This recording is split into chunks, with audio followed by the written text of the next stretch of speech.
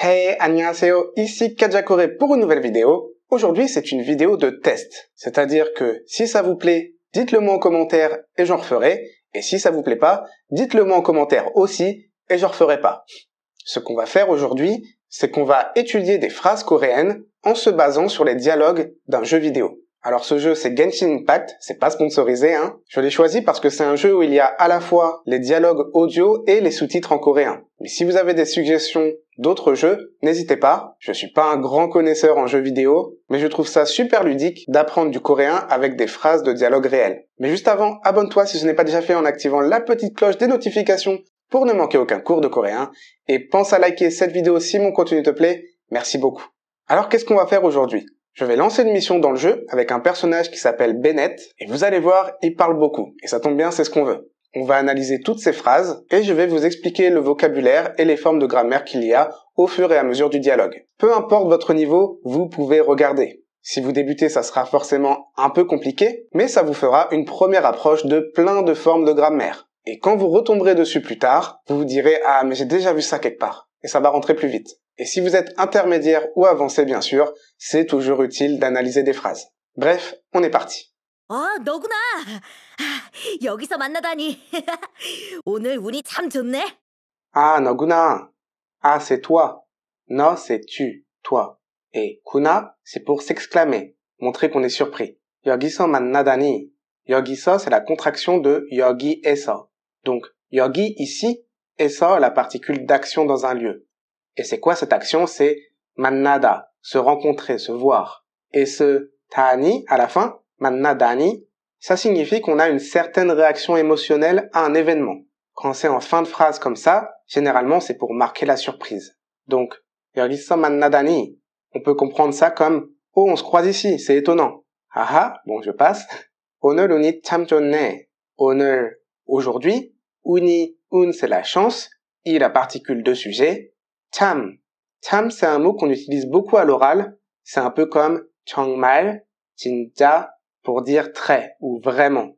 Et enfin, 좋네, c'est le verbe 좋다, qu'on peut traduire par être bien, avec né, qui est encore une fois une forme d'exclamation, très similaire à kuna qu'on a vu au début. Donc littéralement, aujourd'hui, la chance est vraiment bien, ce qu'on traduirait plus naturellement par aujourd'hui, j'ai vraiment de la chance. Faut savoir que Bennett dans le jeu, il est connu pour ne jamais avoir de chance. Il lui arrive toujours des malheurs, et c'est pour ça qu'il est étonné d'avoir autant de chance de nous rencontrer. 요즘 어때? 모험은 잘 돼가? 캐서린 씨한테 임무 받으러 왔어? 아님 보수를 받으러 온 거야?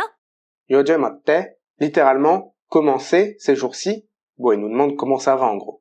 모험은 잘 돼가? 모험, c'est une aventure. 잘 돼가? Est-ce que ça se passe bien? Est-ce que tes aventures se passent bien? 캐서린 씨한테 임무 받으러 왔어? 캐서린 씨, donc c'est Catherine en français. 씨, c'est un petit mot qu'on met après le nom pour appeler quelqu'un de manière polie, un peu comme un monsieur ou madame. Ensuite, on a 한테. Alors, 한테, c'est un peu particulier. C'est la particule de quand on fait une action à destination de quelqu'un. Par exemple, j'offre un cadeau à quelqu'un. J'écris une lettre à quelqu'un. 한테 sert à ça. Et on a la particule opposée, 한테서, quand une action est en provenance de quelqu'un. Donc, on avait 한테, j'offre à quelqu'un, et on a 한테서, j'ai reçu un cadeau de quelqu'un. C'est juste pas le même référentiel. Donc ça, c'est la théorie. Mais les Coréens, à un moment, ils se sont dit, si j'offre à quelqu'un ou si j'ai reçu de quelqu'un, de toute façon, c'est pas le même verbe. Alors pourquoi s'embêter avec deux particules, 한테 et 한테서, alors que de toute façon, on peut savoir le sens de l'action rien qu'en regardant le verbe. Et du coup, les Coréens, très souvent, ne disent pas 한테서, mais simplement 한테, même pour dire que l'action est en provenance de quelqu'un. Et c'est exactement le cas ici, et on va le comprendre avec la suite de la phrase. 캐서린 씨한테 임무, 임무 c'est une tâche, une mission. 받으러 왔어? 받다 c'est recevoir, avec 으러 오다, qui est la structure de but, pour dire venir pour faire quelque chose. Donc, 캐서린 씨한테 임무 받으러 왔어? Tu es venu pour recevoir une mission de la part de Catherine? C'est ce que je disais tout à l'heure. Vu qu'on a 받다, recevoir, et qu'on peut recevoir de quelqu'un mais qu'on ne peut pas recevoir à quelqu'un, ça n'a pas de sens. Même si on utilise 한테 au lieu de 한테서, on sait que Catherine est celle qui nous donne la mission. 아님, 보수를 받으러 온 거야? 아님, sinon, c'est une version raccourcie de 아니면. 보수, la paye, la rémunération, la particule d'objet, puis 받으러 온 거야, c'est comme tout à l'heure, tu es venu pour recevoir la paye? 또 세상을 깜짝 놀라게 할 모험을 시작하려고? 또 세상을 깜짝 놀라게 할 모험을 시작하려고? 또 c'est encore, dans le sens encore et encore, quelque chose qu'on répète et qu'on fait souvent. 세상, le monde, la particule d'objet, 깜짝 놀라다. Alors, 깜짝, ça fait partie de ces mots en coréen qu'on appelle les idéophones et qui sont très durs à traduire en français. Généralement, ils sont là pour accentuer le verbe ou pour exprimer une sorte de nuance dans la phrase. Et 깜짝 a cette nuance de quelque chose de brusque qui arrive d'un coup, par surprise. Vous avez peut-être déjà entendu dans des dramas, imaginons le personnage marche et d'un coup rentre dans quelqu'un et il va dire « Oh, 깜짝이야 ». Ça montre la surprise, ça montre qu'on s'y attendait pas et que la situation est arrivée d'un coup. Et ici on a 깜짝 놀라다, 놀라다 être surpris, donc être surpris d'un coup, brusquement. C'est assez difficile à traduire, on dirait plutôt juste très surpris, beaucoup surpris. Donc on avance dans la phrase, 놀라게 하다. 게 하다, c'est une structure que j'appellerais causative, qui crée une cause. C'est assez simple en fait. Je vous ai dit que 놀라다, c'est être surpris. Donc 놀라게 하다, c'est ce qui cause le fait d'être surpris. Donc en français, on dit tout simplement surprendre. Si on reprend le tout, 또 세상을 깜짝 놀라게 하다, encore, beaucoup, surprendre le monde. Alors la phrase n'est pas finie. On a 할. 할, c'est la forme que j'appelle la forme adjectivale au futur. La forme adjectivale, c'est ce qui permet de définir, de qualifier le nom qu'il y a après.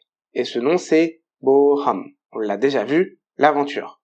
Donc tout le morceau de phrase qu'on a vu avant servait juste à décrire 모험 au futur. Donc l'aventure qui va encore beaucoup surprendre le monde. Puis 을, particule d'objet, 시작하려고, ça vient de 시작하다, commencer, démarrer, et la structure en 으려고, elle sert à marquer l'intention ou le but.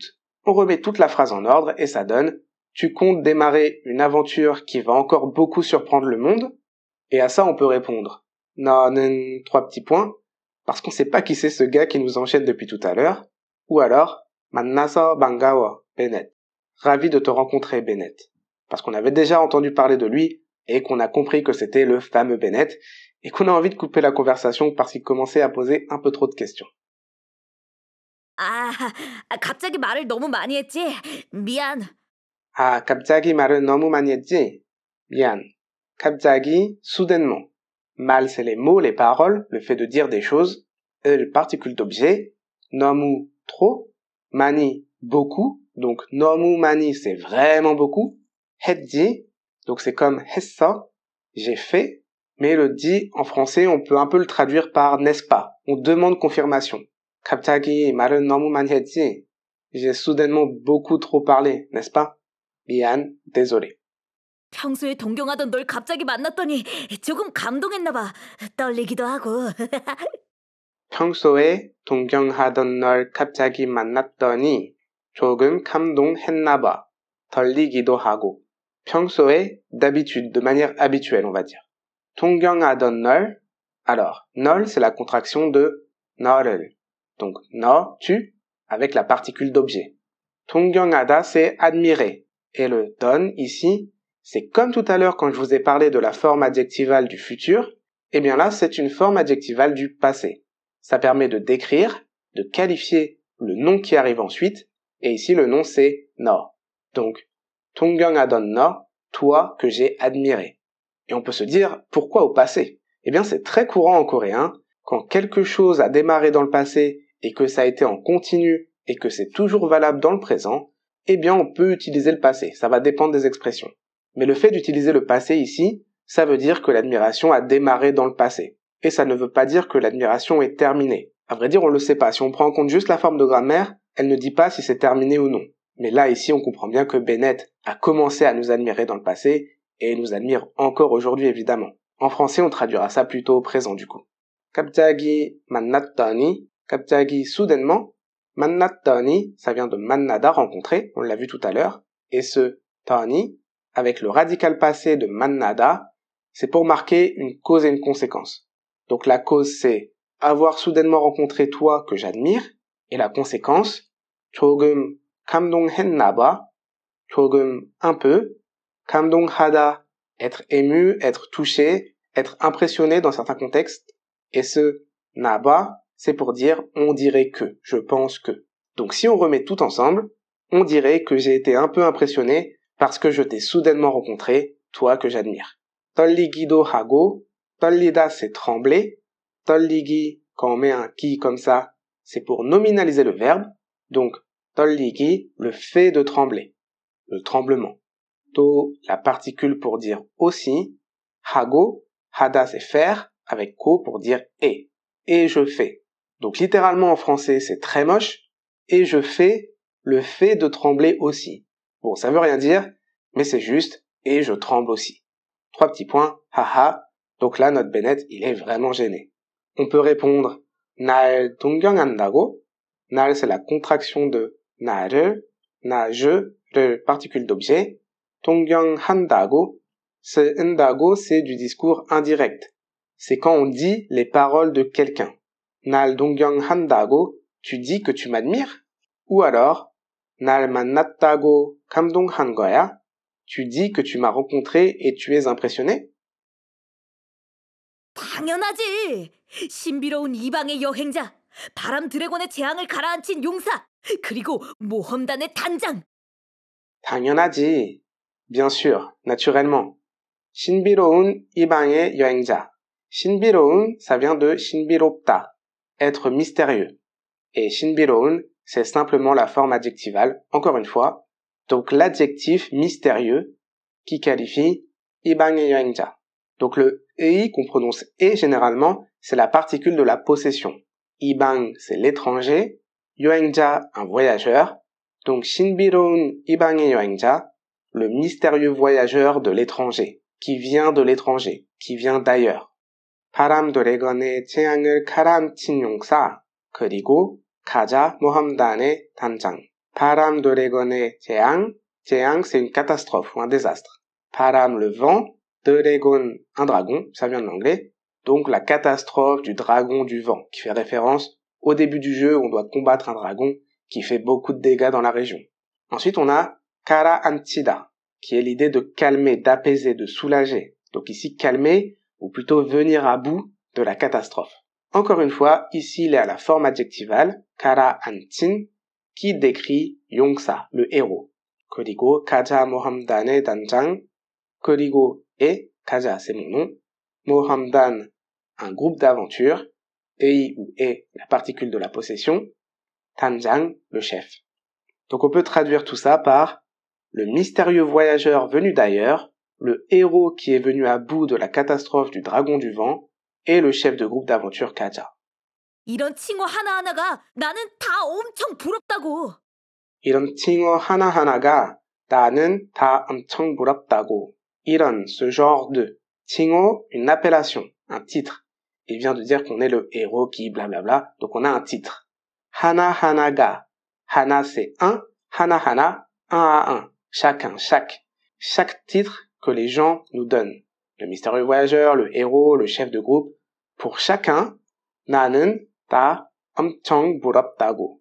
나는 je, 다 c'est tout, ou tous les titres. 엄청, extrêmement. 부럽다고, 부럽다, être jaloux, être envieux. Et là on retrouve le tago de tout à l'heure. Je vous ai dit que c'était du style indirect. En fait ici c'est plutôt pour insister. Je dis que je suis jaloux. Ce que je veux dire, c'est que je suis jaloux. Donc la phrase complète, je suis extrêmement jaloux de chacun de tous ces titres. Nous, on est un peu perdu par tout ça, on répond juste 가자 모험단. Le groupe d'aventure de Kaja, c'est quoi cette histoire? 그래, 네가 단장으로 있는 모험단이 대륙을 누비며 활약하고 있다는 소문이 모험가 세계엔 벌써 쫙 퍼졌어. 그래, oui, c'est comme cela. 네가 단장으로 있는 모험단이 대륙을 누비며. 네가, tu, c'est no avec la particule de sujet ga, ça devient nega, mais généralement à l'oral on le prononce niga. 단장, le chef. Euro, c'est la particule de moyen. Ici, c'est au moyen d'être un chef. Bon, en français, on dirait plutôt quelque chose comme en tant que chef. 있는 모함단. 있다, c'est pour dire avoir quelque chose. Ici, à la forme adjectivale, encore une fois. Donc, le groupe d'aventure qui a toi en tant que chef. Donc, 모함단이, I, la particule de sujet. 대륙, le continent. Particule d'objet. 누비며, 누비다, c'est l'idée de parcourir, aller un peu partout. Donc, le groupe d'aventure, avec toi en tant que chef, parcourt le continent. Et on a 며, souvent on peut le traduire par pendant, ou juste par et, avec l'idée que les deux actions se passent au même moment. Souvent on met et parce qu'en français, pendant, ça passe pas partout. 활약하고 있다는 소문. 활약하다, c'est être actif, être dynamique. 활약하고 있다, 고 있다, c'est la forme pour dire être en train de. Mais là on a 활약하고 있다는 소문. Alors le ta는, c'est une version raccourcie de 타하고 하는, qui est encore une fois le style indirect que l'on a vu. Et 하는, eh bien c'est la forme adjectivale au présent, qui qualifie 소문, une rumeur. Donc la rumeur qui dit que tout ce qu'on a vu. Donc il y a un groupe d'aventure, avec toi en tant que chef, qui parcourt le continent et qui est en train d'être actif, d'agir un peu partout. Et cette rumeur, 소문이, I particule de sujet, 모험가 세계엔 벌써 쫙 펴졌어. 모험가, les aventuriers. 세계엔, N c'est la contraction de 에는, donc la particule de lieu est, avec la particule de thème 는, qui sont collés à 세계, le monde entier. 벌써, déjà. 쫙, partout. 펴졌어, c'est étendu, c'est propagé. Donc la rumeur s'est déjà propagée partout, auprès des aventuriers du monde entier. 매일 하찮은 의뢰를 해결하는 것처럼 보여도 큰 사건이 터질 때면 반드시 너희들이 나타난다고 말이야. 매일 하찮은 의뢰를 해결하는 것처럼 보여도 매일, tous les jours. 하찮다, c'est banal, pas très important, sans grand intérêt, qui est à la forme adjectivale qui décrit 의뢰, donc des tâches, des choses qu'on nous charge de faire. Les particules d'objet, 해결하다, résoudre. Donc tous les jours, on résout des tâches sans grand intérêt. 해결하는 것처럼 보여. 는 것, c'est pour nominaliser un verbe, un peu comme qui qu'on a vu tout à l'heure, donc le fait de résoudre. 처럼, c'est la particule pour dire comme, et 보여, c'est 보이다. Vous connaissez peut-être 보다, voir. 보이다, c'est la forme passive, donc être vu, être visible. C'est un peu dur à traduire en français, mais en gros, on nous voit, on est visible, on a l'air comme le fait de résoudre des petites tâches sans grand intérêt tous les jours. C'est comme ça qu'on se montre au quotidien, comme quelqu'un qui fait les charges qu'on lui confie. 보여도, ce do, après le verbe, il veut dire même si. Donc même si on a l'air de résoudre des tâches sans grand intérêt tous les jours, 큰 사건이 터질 때면 반드시 너희들이 나타난다고 말이야. 큰, ça vient de 크다, être grand, à la forme adjectivale qui définit 사건, un incident, un événement. Donc attention, ça s'écrit 사건, mais ça se dit bien 사건. I particule de sujet, 터질 때면. 터지다, c'est littéralement exploser. Voilà, un grand incident qui explose, il faut comprendre que d'un coup il se passe un truc grave. 터질 때, la forme en lt, c'est pour dire quand, lorsque. T, c'est le moment, littéralement. Lorsqu'un grand incident se produit, et le 면, c'est la structure de condition, pour dire si en coréen. Donc, 터질 때면, ça serait très lourd en français, on peut dire si c'est le moment où un grand incident se produit. Bon, en gros, s'il se passe quelque chose de grave. 반드시 너희들이 나타난다고 말이야. 반드시, à coup sûr, certainement, sans doute. 너희들, vous, I particule de sujet. 나타난다고 말이야. 나타나다, apparaître. Et encore une fois, on a notre ndago pour le style indirect, suivi de Maria, donc littéralement, c'est les mots, c'est les paroles. En français, on dirait on dit que, les gens disent que. Vous apparaissez à coup sûr s'il se passe quelque chose de grave. À cela, on peut répondre 우연일 뿐이야.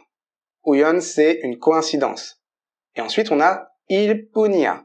Le il, c'est juste le verbe être, ida, et on a la forme 뿐이야, qui permet de dire juste, dans le sens qu'on se détache un peu de la chose, que ce n'est pas important ou qu'on s'en fiche, ou qu'on exprime un peu d'humilité par rapport à ça. C'est juste ça. Ici, c'est juste une coïncidence. Ou alors on peut répondre 거기엔 아주 복잡한 이유가 있어. 거기엔, c'est la contraction de 거기에는, donc 거기, là, et particule de lieu, 는 particule de thème. 아주, très, 복잡한, ça vient de 복잡하다, à la forme adjectivale, qui veut dire complexe. 이유, une raison, 가, particule de sujet, 있어, il y a. 거기엔 아주 복잡한 이유가 있어. On peut traduire ça par il y a une raison très complexe à cela. 아무튼 난 네가 너무 부러워. 넌 꼭 이 세상의 주인공 같거든. 아무튼 난 네가 너무 부러워. 아무튼 en tout cas, 난 네가 너무 부러워. Je t'envie trop. 넌 꼭 이 세상의 주인공 같거든. 넌, c'est la contraction de 너는, tu avec la particule de thème. 꼭, sans doute, certainement, comme panne de chi qu'on a vu juste avant. 이 세상의 주인공. 이 세상, ce monde. 의 ou est la particule de possession. 주인공, le personnage principal. 같거든. 같다, c'est sembler. 거든, c'est pour marquer la cause. On peut le traduire par parce que ou car. En tout cas, je t'envie trop parce que tu sembles être certainement le personnage principal de ce monde. On va s'arrêter ici, je pense que la vidéo est déjà suffisamment longue, donc surtout dites-moi en commentaire ce que vous pensez de ce genre de concept, et en fonction de vos retours, je verrai pour la suite. Voilà, si cette vidéo t'a plu, n'hésite pas à la partager, à laisser un pouce en l'air et n'oublie pas de t'abonner.